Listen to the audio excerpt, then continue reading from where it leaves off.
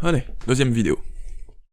Au départ, je voulais me pencher sur le gimmick de la cabane dans les bois, et faire le lien avec le mythe de la cabane, théorisé par Niels Udo qui rallie l'homme à la nature primitive, pouvant être interprété comme une vengeance de Mère Nature sur l'homme, puisque la plupart des menaces dans les films utilisant ce gimmick placent souvent la nature comme antagoniste, sous la forme de maladies, comme dans Cabin Fever par exemple, ou parfois sous forme animale, comme ça peut être le cas pour Zombievers ou d'autres films du genre. Mais c'est en faisant mes recherches sur une de ces œuvres que j'ai fini par réaliser tout ce qu'un certain film a réussi à changer dans l'industrie du cinéma de l'époque, même jusqu'à aujourd'hui. Et ce film, vous l'avez compris, c'est Evil Dead de Sam Raimi.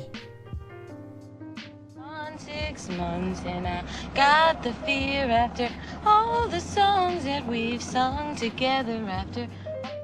Vous vous doutez bien qu'Evil Dead n'est pas... Attendez.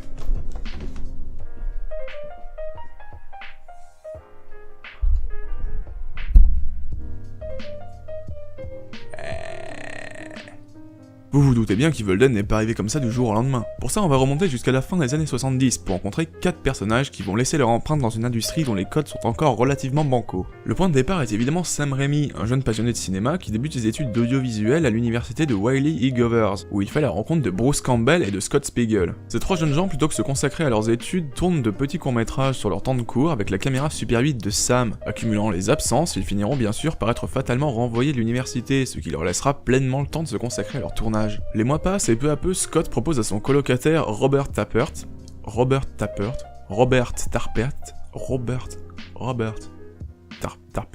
Oh toi, je sens que je vais t'adorer. Robert Tappert de rejoindre le trio d'amateurs, ce dernier devenant peu à peu le producteur officiel de la bande. En l'espace de seulement 2 ans, les jeunes acolytes tourneront une vingtaine de courts-métrages inspirés des œuvres burlesques des Three Stooges, pendant que Sam Raimi, du haut de ses 20 ans, se fait initier au cinéma fantastique par Scott Spiegel. Et c'est là que commence le processus de création d'une des plus grandes sagas d'horreur de tous les temps.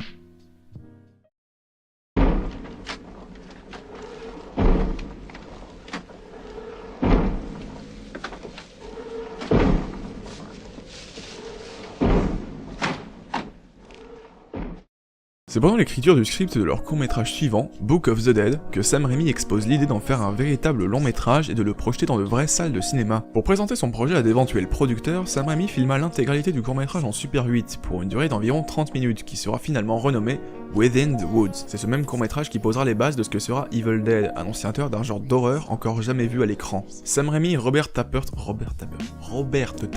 et Bruce Campbell ont passé beaucoup de temps dans les drive-in cinéma de leur ville natale, Détroit. C'est là qu'ils y ont consommé une quantité incalculable de films d'horreur, avec le regret de ne jamais en trouver un qui ne réussisse à les tenir en haleine pendant toute sa projection. Et c'est donc de là qu'est né le pari de tourner un film avec cette notion omniprésente de divertissement, toujours inspiré par l'humour burlesque des Three Stooges. Sam Raimi avoua dans plusieurs interviews qu'il avait choisi de faire un film d'horreur principalement car c'était le genre de film le plus vendeur pendant cette période où les séances de minuit faisaient salle comble. Ainsi, Sam, Robert et Bruce se mirent à accumuler des petits boulots pour financer le tournage, tout en rendant visite à de potentiels investisseurs déguisés en hommes d'affaires, tu sais genre en costard avec la petite mallette et tout, et en enchaînant les diffusions de Within the Woods, ne cessant de garantir que le film serait une réussite commerciale historique. Comme disait mon ami le grec, comme il le disait toujours, que... une minute, que Nice, Ota. Ça veut dire quoi? Abondant. L'équipe finit par convaincre le producteur Dino De Laurentiis, qui se trouve être très intéressé par le projet et offrit un chèque de 150 000 $, permettant au groupe d'instantanément commencer le tournage. À contre-courant des productions de l'époque, l'équipe put aussi expérimenter de nouvelles techniques d'effets spéciaux. Trouvant le sang artificiel utilisé sur la plupart des tournages trop liquide, l'équipe décida d'utiliser un mélange de sirop de maïs et de colorant alimentaire afin de le rendre plus collant et plus adhérent à la peau. Les chiffres d'utilisation de ce fameux faux sang sont d'ailleurs assez impressionnants. Et une fois le tournage arrivé à son terme, les caméras étaient tellement imbibées du sirop de maïs que quand l'équipe du film a rendu le matériel vidéo auprès de ceux à qui ils l'ont loué, ces derniers refusèrent catégoriquement de leur reprêter du matériel à l'avenir, à moins qu'ils décident d'engager une équipe qualifiée pour l'utilisation du matériel. A savoir que Sam Raimi aurait apparemment cassé une caméra d'une valeur de 36 000 $ sur le tournage, au point de la rendre irréparable et de devoir amputer son budget pour la rembourser. Sam Raimi confessa que la cabane désormais culte où a été tournée Evil Dead se trouvait dans le Tennessee, où elle fit l'objet d'une histoire locale. Plus de 100 ans avant l'arrivée de l'équipe du film sur les lieux, un homme vint construire cette cabane au milieu des bois pour y vivre paisiblement. Il se trouve qu'il y mourut après pas plus d'1 semaine dans cette même cabane. Une dizaine d'années plus tard, une famille composée de la fille Sally, sa mère et sa grand-mère vint s'y installer. Il se trouve que les montagnes alentours étaient remplies de nombreux gisements de fer, ce qui avait pour effet d'attirer la foudre très près de la cabane. Pendant une nuit d'orage, la petite Sally se réveilla, effrayée par le bruit du tonnerre. Elle sortit de sa chambre en courant, découvrant les corps inanimés de sa mère et de sa grand-mère. Terrorisée, la jeune fille courut vers la ferme la plus proche pour demander de l'aide. Les propriétaires finirent par la recueillir et décidèrent d'élever la jeune orpheline, malgré son étrange comportement qui la faisait s'aventurer seule dans les bois pour rejoindre son ancienne cabane lors de nuits orageuses. Presque 90 ans plus tard, Sam et son équipe arrivèrent sur les lieux. Sally était alors devenue très âgée et vivait toujours dans la même ferme que la famille de ses parents adoptifs, décédés à l'époque du tournage. Celui-ci débuta sans encombre, jusqu'à ce que par une nuit d'orage, un des fermiers vienne à la rencontre de l'équipe de Sam, leur demandait s'ils n'avaient pas vu Sally, dont le rituel par temps d'orage n'avait pas changé. Après cette nuit, Sally ne rentra jamais à la ferme et fut déclarée portée disparue. Une nouvelle fois, une semaine après que l'équipe ait quitté les lieux, la foudre tomba à nouveau. Cette fois droit sur la cabane dont le toit prit feu. Il ne reste désormais que de cette célèbre cabane un tas de cendres et de bûches calcinées.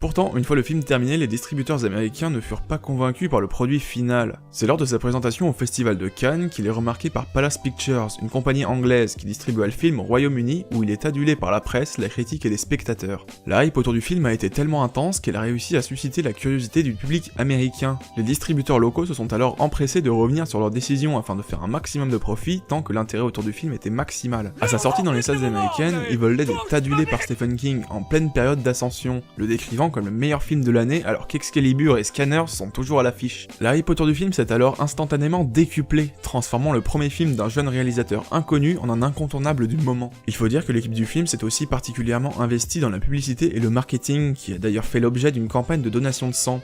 Les grandes salles de cinéma étaient conviées à offrir à tous leurs spectateurs un pins I Bled for Evil Dead. Les personnes acceptant d'effectuer un don sanguin étaient ainsi remerciées avec des places gratuites pour aller voir le film en salle.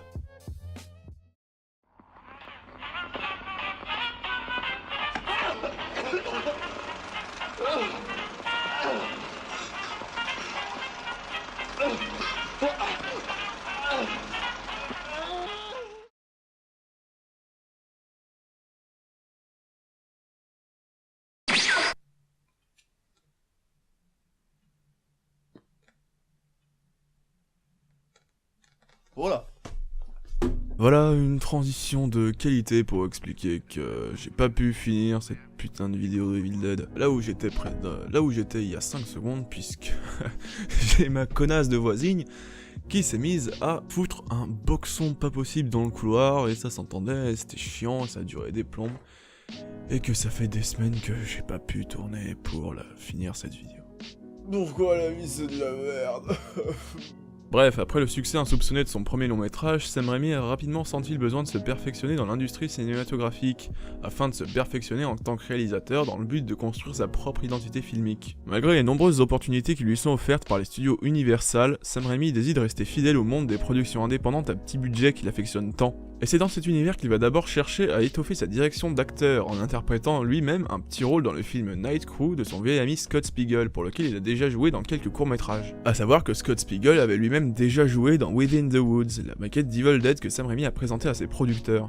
Ils continueront d'ailleurs de s'entraider dans toutes leurs productions, jouant de petits rôles dans les films de chacun, voire comme scénariste ou producteur. Pour ce qui est de Sam, Scott apparaîtra en tant qu'acteur dans Mort au vif, Spider-Man 2 et Jusqu'en Enfer, et il participera d'ailleurs à l'écriture d'Evil Dead 2.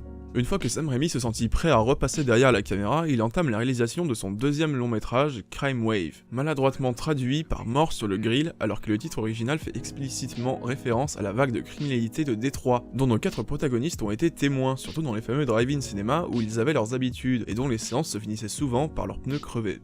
Pendant qu'il travaille sur Crime Wave, Sam assiste aussi les frères Coen sur un scénario qui deviendra leur premier film, 100%, dont la première inspiration sera bien sûr Evil Dead, sur lequel Joel Coen avait déjà aidé en tant que monteur. Crime Wave est finalement prêt à être distribué. C'est la Columbia qui s'en occupe, mais le film ne sort que dans 7 salles américaines fin avril 1985, ne rapportant qu'un peu plus de 5 000 $ sur le sol américain, pour un budget de presque 3 millions.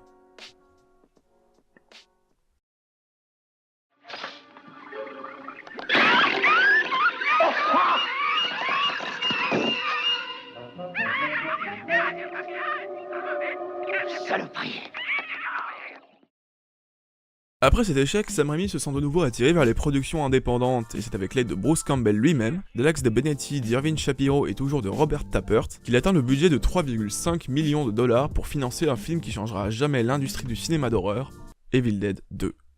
Ses envies sont les mêmes que pour son précédent volet, avec toujours comme objectif principal de divertir. Il est désormais mieux armé, plus confiant en sa réalisation et dispose d'un budget 10 fois supérieur à celui d'Evil Dead premier du nom. Il décide donc de reprendre des éléments du premier film pour en faire une œuvre plus aboutie que jamais, son budget lui permettant de faire appel à Mark Shostrom pour les effets spéciaux qui s'est entre autres occupé des FX des Griffes de la Nuit. Le film connaîtra le succès que l'on sait, le propulsant immédiatement au rang de film culte, donnant ainsi naissance au splastic. Contraction du splatter et plastique, sous-genre de la comédie d'horreur définie par la surenchère tellement abusive des effets gore qu'ils en deviennent un ressort comique.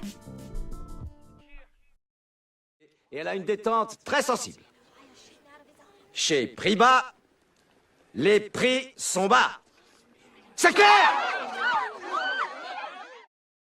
Comme après le premier Evil Dead, Sam Raimi retourne faire un tour des grosses productions studio, cette fois-ci avec Universal pour réaliser Darkman en 1990, dont la bande originale fut composée par Danny Elfman. Le courant a eu l'air de bien passer entre les deux puisqu'en 1992, il travaillera sur Evil Dead 3, pour lequel il composera le morceau March of the Dead aux côtés de Joseph Loduca, le compositeur de toutes les bandes son de la saga Evil Dead. À la production, on retrouve toujours Robert Tappert et Bruce Campbell, ainsi que Dino De Laurentiis qui avait déjà lâché un chèque pour le premier volet. Et ces trois-là ont littéralement pété un câble puisque Sam Raimi s'est retrouvé avec un budget de 11 millions de dollars pour mettre fin à sa cultissime saga. Evil Dead 3 sort donc en février 93 dans les salles américaines sous le nom de l'Armée des Morts et non Evil Dead 3. Il s'agit apparemment d'une décision de Dino De Laurentiis qui ne voulait pas vendre le film comme la suite d'Evil Dead 2, ce qui est complètement con puisque le film reprend pile là où le volet précédent s'était arrêté, mais justifié par le fait qu'il s'agisse plus de dark fantasy que d'horreur pure. L'Armée des Morts sera donc un énorme succès, rapportant plus d'1 500 000 $ au box-office, clôturant cette saga culte sur un ton encore plus déjanté que le film précédent. Et bah voilà, cette vidéo sur la trilogie Evil Dead est à présent terminée, j'espère qu'elle vous a plu, vous aurez appris des choses. Pour ma part, je me suis éclaté pendant les recherches, c'était un bordel pour reprendre le tournage, pour monter, c'était trop chiant parce que je reprends le taf, là même, là on est quel jour, on est le 21, j'aimerais sortir la vidéo avant Noël, demain je travaille toute la journée, je vais être démonté. Donc si j'arrive à sortir la vidéo dans les temps, je suis un dieu sur terre, j'arrête de faire des vidéos et je monte ma propre religion. Et bah du coup vous pouvez partager la vidéo, c'est l'esprit de Noël, hein, allez, offrez du savoir à vos amis, offrez-moi des abonnements, mettez un petit j'aime, mettez aussi un commentaire, ça fait plaisir, un petit commentaire, si vous voulez qu'on discute. Ouais, pour discuter, il y a les réseaux, je vais vous mettre mon Facebook, tout plein d'autres réseaux si vous voulez me suivre partout, sur Insta, etc. Facebook c'est la meilleure option pour venir discuter parce que c'est là où je serai le plus actif. Et bien sur ce, je vous souhaite un très joyeux Noël, beaucoup de plaisir, beaucoup de bons films, beaucoup de fêtes en famille, beaucoup de bonnes choses. Et je vous donne rendez-vous dans mon bilan 2017 qui devrait suivre vraiment très rapidement après cette vidéo, en tout cas avant la fin de l'année. Et voilà, bisous.